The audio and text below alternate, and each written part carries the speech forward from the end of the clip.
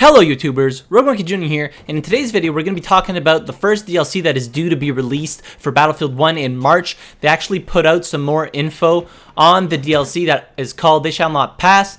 We also got a small teaser trailer, so I'm going to cover everything about what they said in the article, or whatever you want to call it, on the Battlefield website, and I'll also leave a link down in the description. If you guys want to go check it out for yourselves, feel free. So basically we're going to get 4 new maps, a new game mode, a new behemoth, a new tank, a new elite class, and a new stationary weapon. So we're going to go over the 4 maps first and foremost. So we already got some concept art from the maps that they were going to be releasing with the They Shall Not Pass DLC. I made a video on that, and now we have confirmation of what the maps are. So the first map is Verdun Heights, and this is what it says in the description. The opening barrage of the Battle of Verdun created massive forest fires in which players will fight for domination. This is an uphill battle towards the massive fortresses of Verdun, a constant grinding struggle where the artillery never stops, where the forge and the devil's anvil continues to consume even the bravest combatants. So here in the background we can see some forest fires. So is it going to be, are we actually going to be able to play in the forest fires? We don't really know yet, but it looks like a pretty cool map. It kind of looks dark and gritty, so I can't wait to see what the terrain looks like, and I think those fires are just going to bring some really cool dynamic to the map if we can actually play in those areas. The second map is Fort de Vaux, or Fort de Vaux if you speak French. So the first big engagement inside a fort during World War I takes place in the dark underworld of Fort de Vaux.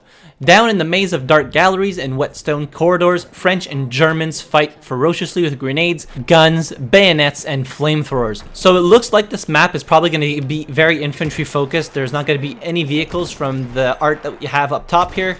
I think it's going to be an infantry focused map, and we're just going to fight inside the actual fort with maybe some possibilities of going outside, because we see like the crumbled side of the fort on the right hand side of the image here. I think an infantry focused map is going to be great because we don't really have many of those other than Argonne Forest, but that's on the outside. So, and I don't know how they're going to implement the behemoth on this map. It'll be interesting to see. The third map is Soissons.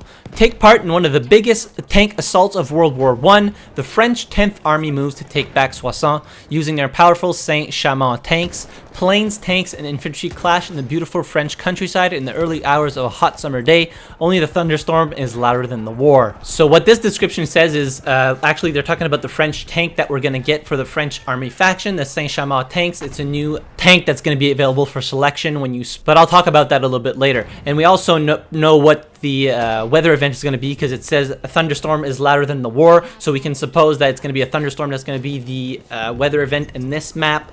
I think the map or the art on this image looks beautiful. I think it's going to be a lot of fun. It's probably going to be a vehicle heavy map from what the description says, because they're talking about the biggest tank assaults of World War I, planes, tanks, and infantry clash. So it's probably going to be really interesting to see if we can go up in those valleys in the back, and some fighting's going to go in the front where the small village is. So I think the landscape looks beautiful. I think DICE did a great job on these maps so far. So the fourth and final map that we're going to get in the They Shall Not Pass DLC is called Rupture. In dire need to capture key bridges across the Aisne River, the French find themselves back into battlefields where people grow over a rusty wreck from previous tank battles.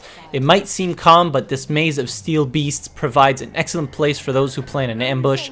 As the sun sets over Fontenoy, the battle wakes up. So from this description, we can see that there's probably going to be a lot of tank carcasses laying around all over this map. And from the looks of it, this might be our trench warfare map. I'm not too sure, because there were a lot of people that find that there weren't very many trench warfare maps in Battlefield 1, and that was the biggest experience of like World War I that people wanted to experience. So I'm pretty sure this is going to be, as I said, the trench warfare map. It looks really nice. Those little flowers that we're probably going to demolish while fighting over this map. Alongside the 4 new maps, we are also getting a new game mode. Now, I don't know if this game mode is going to be implemented into every map that we already have, or if it's just going to be for the 4 maps and They Shall Not Pass DLC. I hope they implement it into all the maps. But I'm really not sure if they're going to do that. Anyways, the new game mode is called Frontlines, and it says here, experience a mix of conquest and rush as you fight for chained control points in a tug-of-war frontline. Both teams fight for one flag at a time, and when this objective is captured, the action moves on to the next. Capture the enemy's HQ control point, and the game turns into a rush-style section where telegraph posts need to be attacked or defended. So it sounds like it's kind of going to be a King of the Hill type of game mode with, at the end, you have to destroy some telegraphs from what the description says. It's kind of vague. You can't really get much from it. A new game mode is great. It's always fun having new things to test out in Battlefield 1. It mixes up things a little bit. It might get players that stop playing Battlefield 1 to come back, so we might see the number of players go up a little bit. So the new behemoth that we have is not the K-Wagon as most people speculated, and as I speculated from a post on Reddit. It's actually going to be the Char 2C tank, which is a French tank. According to some research I did online, it is the largest operational tank that was ever made. It weighed in at 69 tons, or 68 long tons, or 76 short tons. It was designed in 1917 and produced in 1921, so we didn't really get that tank in World War I, but for the purpose of adding a new behemoth, they probably just put that in there as it was the most relevant to the DLC. It was 10.27 meters long, or about 34 feet, 3 meters in width, about 9 feet 10 inches. The height was 4.09 meters, or 13.5 feet, and it could hold 12 crew members. As for weapons, it had a 75mm cannon in the front and 4 8mm Hotchkiss MLE 1914 machine guns mounted on the front, the sides, and the rear. So it's going to be interesting to see how many people you can actually fit into this behemoth and to which extent you can actually control the behemoth, because this is going to be quite different from like the airship that you could control freely, but at the same time it was an air vehicle, as this is going to be a land vehicle. So I don't know how they're going to implement this into the game. I really can't wait to try it out. The behemoth is always a fun part of Battlefield 1, although sometimes it can get pretty frustrating, but I think this one's going to be not too hard to take out, seeing as assault players are probably going to be able to do some decent damage to it. Now, I was talking about earlier about a new tank that we're going to get. It's called the Saint-Chamond, and it was the most heavily armed allied tank of the war. It says dominate the battlefield with this impressive French construction. So the Saint-Chamond tank weighed 23 tons, 8.9 meters in length, 2.7 meters in width, and 2.4 meters in height. It can hold 8 crew members, had the main armament was a 75mm gun, and also had 4 8mm Hotchkiss M1914 machine guns. So the armament seems pretty similar to the behemoth that I just talked about, but I don't know if they're going to put that many weapons on it, if it's going to resemble more a heavy tank or more between like a land ship and a heavy tank. I really don't know what to expect here, but I do expect that it's going to be quite a big tank. And now the thing that I am most excited about is the new elite class. It's called the Trench Raider. So it says in the description, use the melee skills of the new elite class, the Trench Raider. With the Brutal Raider Club and impressive grenade arsenal, you will be a terrifying sight. So this is really interesting, because does it mean that he's not going to have any primary or secondary weapon? He's only going to have the actual melee weapon and grenades. Like, I'm thinking here like a lot of grenades, like frag grenades, smoke grenades, incendiary grenades, gas grenades, and all that. It's going to be really interesting to see how many types of grenades he has and how he's going to play out if he doesn't have any weapon on him other than the melee. Well, the Raider Club that it says in the description.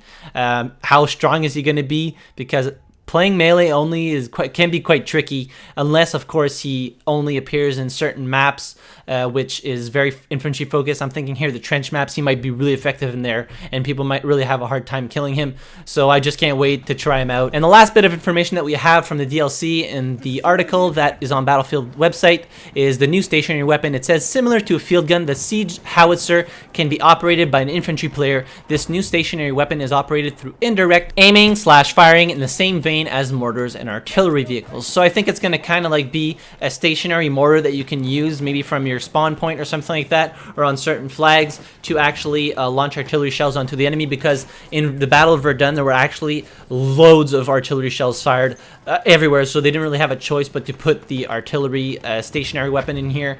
It's going to be interesting to see how effective it's going to be against tanks, and does it replace the field gun, or are we still going to have field guns lying around? So we'll just have to wait and see until the DLC comes out. As well as all this information, we did get a short teaser trailer, which you can see in the background right now. So we can obviously see one of the new tanks that we're getting in the game. I think it's a Saint-Chamond tank seen in the background, as well as probably the tanker class that you get with like the anti-shrapnel goggles. The new weapon that he's holding in his hand, I think that's the new Raider Club. I'm not too sure. It looks like it's between the Spike Club and the regular club. and we can also see that he has this long trench coat in the image at the end of the video. And from what I've read on certain posts, the weapon that he's holding in his hand is actually the Shosha machine gun, which was obviously used by the French army in World War I. So that's pretty much it for today's video. I'm sorry if it's a little bit long. I had a lot of things to talk about. I'll leave links in the description down below for the teaser trailer and for all the information that I talked about in the video. If you guys liked the video, hit the like button. If you disliked it, hit the dislike button. Subscribe to my channel for more videos like this one. And as always, thank you very much for watching. I really appreciate it, and I'll see you guys in the next video. Have a good one.